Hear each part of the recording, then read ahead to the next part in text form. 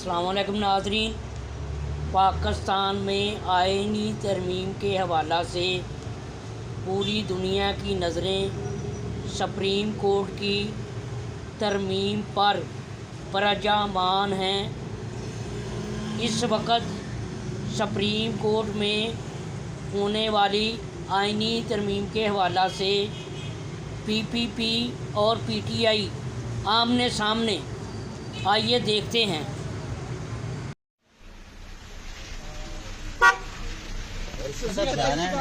ملاقات کی پرمیشن مل گئی آپ کو، کیا کہیں گے؟ مولانا کی شکایت کام آ گئی سر؟ نہیں، شکایت کی بات نہیں ہے، پرمیشن ہم نے کل کا کہا تھا تو خان صاحب سے ملاقات ہوگی۔ اتنا لیٹ کیوں ہے سر جی؟ وہ پرمیشن کے لیے انتظار کر رہے تھے، ابھی اجازت ملی، ہم جا رہے ہیں۔ رکاوٹ کیا تھی بیرسٹر صاحب؟ رکاوٹ کیا تھی؟ نہیں، رکاوٹ کوئی نہیں تھی، ان کے بیک میں جو بھی تھا ہم نے بھی تو نہیں پتا، ہم تو پہلے سے صبح سے لگے۔ اوکے، اور ان کو زبردستی میرے ہوتے ہوئے یہی تشویش ہے ہمیں، یہی تشویش ہے سر۔ سر آپ کسٹوڈین آف دا ہاؤس ہیں، دو پی ٹی آئی کے سینیٹر جو ہیں وہ ان سے اتے پتے میں نہیں ہیں، اور مولانا صاحب کا بھی ایک سینیٹر ہے۔ اگر نہیں ہوں گے تو وہ ان کو پتا ہوگا، اگر اغوا نہیں ہوں گے تو کل یہی ہوں گے۔ آپ بتائیں، ہمیں اغوا کرنے سے تو کوئی فائدہ نہیں ہے، اور ہم تو چاہتے نہیں ہے کوئی اس قسم کا ہو، جس نے آنا ہے آئے۔ سر آپ تک کوئی ڈیٹیل پہنچائی گئی ہے کہ یہ لوگ مسنگ ہیں، لاپتہ ہیں؟ فلور آف دی ہاؤس بات ہو جاتی ہے، فلور آف دی ہاؤس بات آج بھی ہوئی ہے۔ میں نے کہا انٹیریئر منسٹر آ کر رپلائی کریں گے۔ سر نسیمہ احسان صاحب کے لاج پہ حملہ ہوا، وہ مولانا صاحب نے بھی اس کا ذکر کیا۔ You are custodian of the house, sir آپ نے کوئی ایکشن لیا؟ میں نے ان کو خود اپنے پاس بلوایا اور میں نے ان کے لیے بات کی، اور انشاءاللہ حل ہو جائے گا مسئلہ۔ سر فلور کراسنگ کی اگر کوشش ہوتی ہے تو فلور کراسنگ کس چیز کی؟ جو فلور کراسنگ کرے گا ڈسکوالیفائی ہو جائے گا۔ لیکن ووٹ تو کاؤنٹ ہو جائے۔ نہیں، ووٹ کاؤنٹ کر کے بندہ مر جائے کیا کرے گا؟ Thank you sir. Target achieve ہو جائیں گے، ٹارگٹ تو اچیو ہو جائیں گے۔ ویسے ہمارا ٹارگٹ ہے کیا؟ I am not the government. Chairman senate is a neutral person, is not the government, is not part of the government. Thank you sir. Thank you سر۔ متحد ہو چکے ہیں، جو آئین سازی اب ہوگا اسی کے مطابق ہونا چاہیے۔ میں آپ سے وعدہ کرتا ہوں کہ انشاءاللہ تعالی میں جب اسلام آباد سے واپس آتا ہوں تو آئینی بینچ اور صوبائی بینچ بنا کے واپس آؤں گا۔ جب میں اسلام آباد سے واپس آتا ہوں تو انشاءاللہ تعالی اس ملک کے سب سے بڑا عدالت میں آپ کا برابر کی نمائندگی ہوگا۔ میں چاہتا ہوں کہ یہ کام ہم اپوزیشن کے ساتھ مل کے کریں۔ میں اسلام آباد جا کے ایک آخری کوشش کر رہا ہوں کہ اپوزیشن جماعتوں کو قائل کرے اور آئے، جب بھی ووٹ ہوتا ہے ہم سب جا کے اپنا ووٹ ڈال کے غیر متنازع طریقے سے غیر متنازع آئین سازی کرے۔ اگر میرا یہ کوشش ناکام رہتا ہے تو ہم سب کو پھر پاکستان کی جمہوریت کے لیے دعا مانگنا چاہیے، پاکستان کی وفاق کے لیے، پاکستان کی سلامتی کے لیے، پاکستان میں پولیٹیکل سٹیبلٹی کے لیے۔ اس لیے اگر اپوزیشن اتنے سارے کمپرومائزز کے بعد آج بھی ہمارے ساتھ نہیں دے سکتے ہیں تو میں مجبور ہوں گا،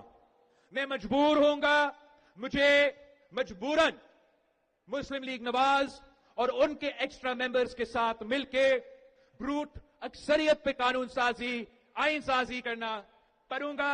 اس لیے ہمارے لیے یہ ضروری ہے کہ ہم برادری کی نمائندگی کا فورم بنائیں۔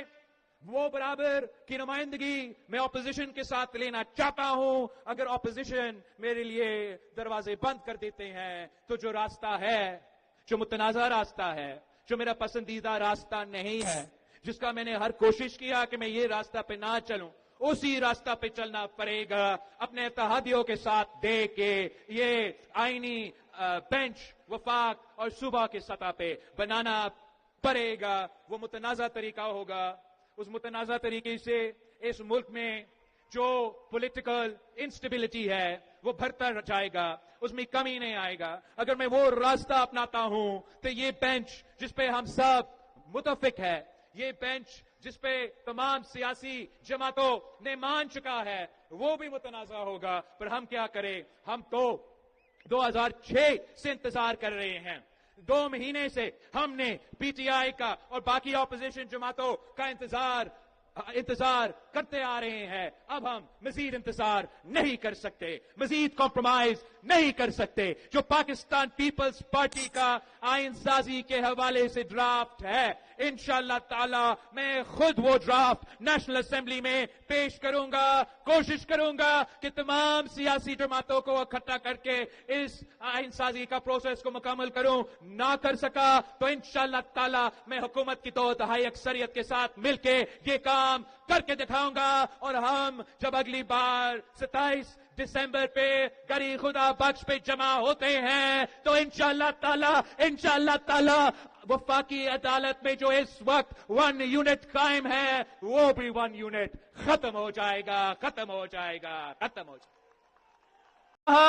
कि जस्टिस फाइज ईसा नहीं होगा, वो जस्टिस फाइज ईसा जिसने कायदे अवाम शहीद जुल्फिकार अली भुट्टो को इंसाफ दिया। इन्होंने कहा कि वो जस्टिस फाइज ईसा नहीं हो सकता।